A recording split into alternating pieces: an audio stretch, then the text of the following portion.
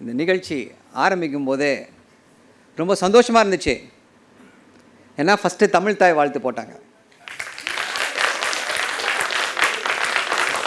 இது வேறு அரசு விழாக்களில் இப்படி நடக்குமா அப்படின்னா இல்லை, ஊற்றி மூடிட்டாங்க. இனிமேல் நடக்காது அது மாதிரி. மனோன்மணியம் சுந்தரனார் பல்கலைக்கழகத்தில் தமிழறிஞர் அவர் பெயர் இருக்கக்கூடிய அந்த பல்கலைக்கழகத்தில் 3வது இடத்திற்கு தள்ளப்பட்டிருக்கிறது தமிழ் தாய் வாழ்த்து. யாராவது பேசுனாங்களா அதை பற்றி? இல்லை sir, we have a cute CM. நமக்கு எதுக்கு இந்த பிரச்சனைலாம்? தமிழ் தாய் வாழ்த்து முதல்ல பாடினா என்ன, கடைசியாக பாடினா என்ன சொன்னாங்களே? வைபு என்ன வைபு? தமிழ் தாய் வாழ்த்து எத்தனாவது வேணால் பாடிக்குவாங்க சார், எங்களுக்கு என்ன சார் பிரச்சனை? இதுதான் இப்போது நடந்து கொண்டு இருக்கக்கூடிய ஆட்சியுடைய லட்சணம். ஸ்ரீவில்லிபுத்தூரில் ஒரு எம்எல்ஏ, அந்த ஆடியோவை எல்லாரும் கேட்டிருப்பீங்க. ஆடியோ அந்த எம்எல்ஏ மேலே என்ன குற்றச்சாட்டு, என்ன பயமுறுத்துறாங்க? நான் ஒருத்தர் மேலே பாலியல் வழக்கு, பலாத்கார வழக்கு கொடுக்குறேன், என்னை மிரட்டுகிறார்னு சொல்லி ஸ்ரீவைகுண்டம் எம்எல்ஏ எப்படி தெரியுமா ஆக்ஷன் எடுக்கிறாங்க? அவருக்கு போலீஸ் பாதுகாப்பு. யார் மேலே குற்றம் சொல்கிறார்களோ அவர்களுக்கு போலீஸ் பாதுகாப்பு. அந்த எம்எல்ஏக்கு போலீஸ் பாதுகாப்பு கொடுத்துருக்காங்க. இதுதான் இவர்கள் சட்டம் ஒழுங்கை காப்பாற்றக்கூடிய லட்சணம். இன்னொரு அமைச்சர் கில்லி, பெரிய கில்லிங்க, அவர் என்ன பண்ணாருன்னு உங்கள் எல்லாருக்குமே தெரியும். அந்த கில்லி என்ன பண்ணாரு? Tablet, paracetamol tablet. தப்பாக நினச்சிடாதீங்க. எதாவது பேசுனீங்கன்னா அப்புறம் உங்கள் மேலே அவதூறு வழக்கு போடுவாங்க, கைது செய்வாங்க உங்களை. பாராசிட்டமால் டேப்லெட்டை நசுக்குனார். எல்லாருக்கும் ஒரே சந்தேகம். என்ன சந்தேகம் அப்படின்னா, அந்த போதை மருந்தையும் அப்படி தான் கசக்குவாங்களாம். சந்தேகத்தை தீர்த்து வைக்க வேண்டியது யாருடைய கடமை? அரசுடைய கடமை. ஆனால் என்ன பண்ணுறாங்க? அவரை சப்போர்ட் பண்ணுறாங்களா? பக்கத்தில் உட்காந்து நிற்க வச்சு ஃபோட்டோ. இதுதான் சட்டம் ஒழுங்கை நீங்கள் பாதுகாக்க வேண்டிய லட்சணமா? அவங்களுக்கு 107 சீட்டு தாங்க. உங்களுக்கு 107 சீட்டு தான் மக்கள் கொடுத்திருக்கிறார்கள். அதுக்கு மேலே கொடுக்கல, மெஜாரிட்டி இல்லை உங்களுக்கு. இருங்க, இந்த பை எலெக்ஷன்லாம் வரப்போகுது, அது பார்ப்போம். அதுதான் புதிய தமிழ்நாடுன்னு சொன்னீங்கல்ல, அதுதான் புதிய தமிழ்நாடு. என்ன புதிய தமிழ்நாடுனா, தமிழ்நாட்டில் இதுவரை சுதந்திரம் அடைந்து எத்தனையோ ஆட்சிகள் வந்து போயிருக்கிறது. ஆனால் குதிரை பேரம் நடத்தவே இல்லை. எந்த ஆட்சியும் நடத்தவே இல்லை. அது திமுகவாக இருக்கட்டும், காங்கிரஸாக இருக்கட்டும், அதிமுகவாக இருக்கட்டும், யாராக இருக்கட்டும், குதிரை பேரத்தில் யாருமே ஈடுபட்டது கிடையாது. முதல் முறையாக தமிழ்நாட்டில் குதிரை பேர அரசியலை கொண்டு வந்து புகுத்தி இருக்கிறது. இதுதான் இவர்கள் ஊழலுக்கு எதிராக பாடுபடக்கூடிய லட்சணமா? தாவேகா திமுகவுடைய நீட்சிங்க அப்படின்னாரு. ஐயா, தமிழ்நாட்டில் எந்த கட்சி ஆட்சி நடத்தினாலும் அது திமுகவுடைய நீட்சியாகத்தான் இருக்கும். திராவிட கொள்கைகளை எந்த கட்சியாலும் நீர்த்து போக செய்ய முடியாது. ஒரு கிளாசிக் எக்ஸாம்பிள், அவங்க கட்சி தலைவர், முன்னாள் தலைவர் திரு அண்ணாமலை அவர்கள் என்ன பண்ணியிருக்கார்? இப்போ ஒரு தனி கட்சி ஆரம்பித்திருக்கிறார். எதற்காக ஆரம்பித்திருக்கிறார்? என்ன சொல்றாரு? செக்யூலர் கிரெடென்ஷியல்ஸ் வேணும் அப்படின்னு சொல்லி தனியாக கட்சி ஆரம்பிச்சிருக்காராம். ஏன்னா பாஜக is not a secular party. தமிழ்நாட்டில் பாஜகவுடைய பருப்பு வேகாது.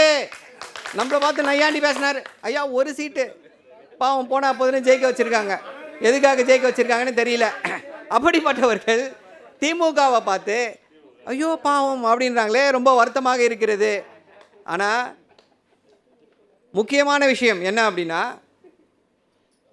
தாவேகா தமிழ்நாட்டில் யாரும் திராவிட கொள்கைகளை நீர்த்து போக செய்துவிட்டு ஆட்சியை நடத்திவிட முடியாது என்பது ஒரு புறம் இருக்க, இப்போ நம்முடைய முதல்வர் இருக்காரு. நம்முடைய முதல்வருக்கும் பிரதமருக்கும் 6 வித்தியாசம் நீங்கள் கண்டுபிடிக்க சொன்னீங்கன்னா கண்டுபிடிக்க முடியாதுங்க. திரு மோடி அவர்களும் திரு விஜய் அவர்களும் ஒரே டெம்ப்ளேட்டில் தான் ஆட்சியை செய்து கொண்டிருக்கிறார்கள். முதல்ல இருக்கக்கூடிய ஒரே ஒற்றுமை என்ன அப்படின்னா, 2 பேருமே ப்ரெஸ்ஸை பார்க்க மாட்டாங்க. பார்ப்பாங்களா? ப்ரெஸ்ஸை பார்க்க மாட்டாங்க. அடுத்து ஏதாவது ஒரு பிரச்சனை நடக்குது அப்படின்னா அதை உடனே டைவர்ட் பண்ணுவாங்க. விவசாயிகள் பிரச்சனை நடக்கும்போது மோடி என்ன பண்ணார்? போய் புதிய பாராளுமன்ற கட்டிடம் அப்படின்னு சொல்லி திறந்தார். இங்கே மாணவர்கள் போராடி கொண்டிருந்தார்கள். என்ன செஞ்சார்? திரு ஜோசப் விஜய் அவர்கள் 10வது மாடியில் புது கட்டிடமா, புது முதல்வர் அறையாம். ஏன் இருக்கிற அறைக்கு என்னங்க பிரச்சனை? தெரியாது. எவ்வளோ பணம் செலவாச்சு? தெரியாது. ஸோ இது ஒரு புறம். அடுத்து யார் அவர்கள் மீது விமர்சனம் வச்சாலும் அவர்களை உடனே கைது செய்து சிறையில் அடைப்பது. மோடி அவர்களும் அதை செய்கிறார், திரு ஜோசப் விஜய் அவர்களும் அதை செய்து கொண்டிருக்கிறார். இப்படி இவங்க 2 பேருக்கு தாங்க ஒத்துமை இருக்கு. நீங்கள் தேவையில்லாமல் இது வந்து திமுக ஆட்சி, திமுக ஆட்சியுடைய நீட்சி அப்படின்னு சொல்லிலாம் டைவர்ட் பண்ண முடியாது. இங்கே நடந்து கொண்டிருப்பது பாஜகவுடைய ஆட்சி தான். எந்த டிஃபரன்ஸும் கிடையாது. விபிஜி ராம்னு ஒரு திட்டம். ஆனா இப்பதான் சொன்னீங்க தமிழ்நாட்டுல எந்த ஆட்சி நடந்தாலும் அது திமுக ஆட்சி தான். நீங்க திராவிட கொள்கைகள் அவருடைய விமர்சனத்திற்கு அதுதான் அந்த எக்ஸாம்பிள சொன்னேன். எப்படி திராவிட கொள்கைகளை வந்து நீர்த்து போக செய்ய முடியாது. ஆனா இப்ப நடக்கிறது பாஜக ஆட்சி. பாஜக ஆட்சியுடைய நீட்சியாக இருக்கிறதோ அப்படின்ற சந்தேகம் வருகிறது. அந்த சந்தேகத்தை மக்கள் முன்னாடி வைக்கிறேன். மக்கள் டிசைட் பண்ணிட்டோம் எந்த ஆட்சி இங்கே நடந்து கொண்டு இருக்கிறது அப்படின்ட்டு. என்ன அப்படின்னா விபிஜி ராம் திட்டம். இந்த திட்டத்தை வந்து எதிர்த்தோம். திமுக ஆட்சியில் இருக்கும்போது இந்த திட்டத்தை எதிர்த்தோம். எதற்காக எதிர்த்தோம்? ஏன்னா நீங்கள் வந்து வேலை நாட்களை வந்து இன்க்ரீஸ் பண்ணுறேன்னு சொல்லிட்டு என்ன பண்ணுறீங்க? மாநில அரசுகள் மீது சுமையை சுமத்துகிறீர்கள். ஜாஸ்தி பணம் நீங்கள் கான்ட்ரிபியூட் பண்ணுறீங்க. இது மாநில உரிமைகளை பாதிக்கக்கூடியதுன்னு எதிர்த்தோம். நீங்கள் வரவேற்றிருக்கிறீர்கள். தமிழ்நாடு மக்களுடைய வரி பணத்தில் நடக்கக்கூடிய பல்கலைக்கழகங்களிலே இருக்கக்கூடிய ஆளுநர்களை தேர்வு செய்யக்கூடிய அந்த உரிமை மாநில அரசுக்கு மட்டும்தான் இருக்கணும் அப்படின்னா. அப்போ ரவி என்ன சொன்னார்? திரு ஆளுநர் ரவி இல்லை யூஜிசினார் முடியாதுன்னு சொல்லி உச்சநீதிமன்றத்தில் போட்டு வழக்கு தொடுத்தோம். இப்போ என்ன பண்ணாங்க? வச்சுக்கலாம் சார், வச்சுக்கோங்க. நாமினேஷனா வச்சுக்கோங்க, யூஜிசியா வச்சுக்கோங்க. அப்போ கேட்டார் ரவி. அப்போ அவர் கேட்டது இப்போ நடக்குது. அதனால்தான் சொல்கிறோம் இது வந்து பாஜக. திரு நிர்மல்குமார் அவர்கள் என்ன சொல்லியிருக்காரு? என்ன பேசியிருக்காரு? டாக்டர் இன்ஜினியர் தான் படிப்பா, டாக்டர் இன்ஜினியர் ஆனால் போதுமா? கார்பெண்டருக்கும் பிளம்பருக்கும் தாங்க கிராக்கி ஜாஸ்தியாக இருக்கு. இதை யார் சொன்னா? அமித்ஷா என்ன சொன்னார்? பக்கோடா விற்கிறது வேலை தாங்கன்னாரு. அதுக்கு இதுக்கு என்னங்க பெரிய வித்தியாசம்? உங்கள் வீட்டு பிள்ளைகளை போய் கார்பெண்டரா பிளம்பர் ஆக்குவீங்களா நீங்கள்? ஸோ இதுதான் இவர்களுடைய நோக்கம். அங்கே இருந்தாலும் இவர்கள் அடிக்கக்கூடிய வாசனை, எல்லா வாசனையும் என்ன வாசனையாக இருக்குது அப்படின்னா சங்கி வாசம் தான் அடிக்கிறது. இன்னொரு ஃபேமஸ் டயலாகு உங்கள் எல்லாருக்குமே தெரியும். உங்களுக்கு ரொம்ப பிடிச்ச டயலாகு, ரொம்ப பயங்கர வைரலாக போச்சுங்க. சிஎம் சார், ஊரா வீட்டு நெய்யில் உங்கள் வீட்டுக்கு ஸ்வீட்டு செய்யாதீங்க அப்படின்னாரு. இப்போ என்னங்க பண்ணிட்டு இருக்காரு? அதே தான் வெங்கட்ரமணா. யார்? இன்னைக்கு காவேரி பிரச்சனை தலைவிரித்து ஆடிக்கொண்டிருக்கிறது. மேகதாடு பிரச்சனையில் அங்கே போராட்டங்கள் நடத்தி கொண்டிருக்கிறார்கள். பெங்களூரில், கர்நாடகாவில் நம்ம வந்து டெல்லி பிரதிநிதியாக ஒருத்தரை நியமித்திருக்கிறோம். யாருங்க அவரு? ப்ரொடியூசர். அங்கே அவருக்கும் தமிழ்நாட்டுக்கு என்னங்க சம்பந்தம் சார்? அப்படிலாம் கேட்காதீங்க சார். அவர் ஜனநாயகன் படத்தோட ப்ரொடியூசர் சார். சரிங்க, அவர் டெல்லி பிரதிநிதிங்க.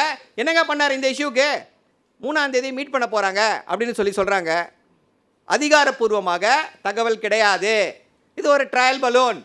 மக்கள் எப்படி இதை எடுத்துக்கிறாங்கன்னு சொல்லி பார்ப்பார் திரு ஜோசப் விஜய் அவர்கள். அவர் அதிகாரப்பூர்வமாக எதையும் அறிவிக்கவே மாட்டார். இது வந்து மக்கள்கிட்ட நல்ல விஷயமா போகுதா இல்லை இது கெட்ட விஷயமா போகுதான்னு பார்ப்பார். இதை மக்கள் எல்லாம் எதிர்க்க ஆரம்பித்தாங்க அப்படின்னா, சார் யார் சார் சொன்னா? சிஎம்லாம் போல சார், எப்படிங்க சொல்கிறீங்க? என்னங்க நியூஸு சார்? சோர்ஸு யார் சோர்ஸுங்க? தப்பான சோர்ஸுங்கன்னுவாங்க. இதுதான் இவங்களுடைய பிளே புக். இது யாருடைய பிளே புக்? மோடி அவர்களுடைய பிளே புக். ஆந்திரா எம்பி பேசியிருக்காரு. என்ன தெரியுமா பேசியிருக்காரு?